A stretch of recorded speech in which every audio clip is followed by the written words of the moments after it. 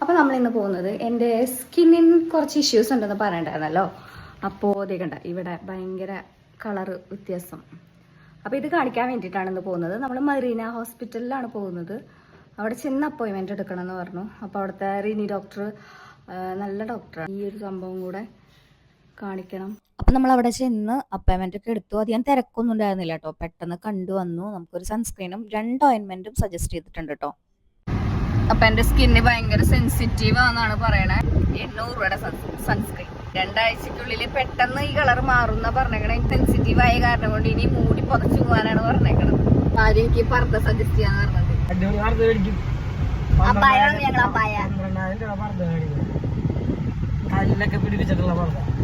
അതിന് മുഖം മാത്രം കവർ ചെയ്യാൻ പറഞ്ഞിട്ടുള്ളൂ. അത് കുഴപ്പമില്ല, അത് കുറ്റല്ലേ മുഖം മാത്രം കവർ ചെയ്യുമ്പോ മൊത്തത്തിൽ കവർ ചെയ്യണതിന്റെ ഒരു ഭംഗി, അത് നല്ലത്.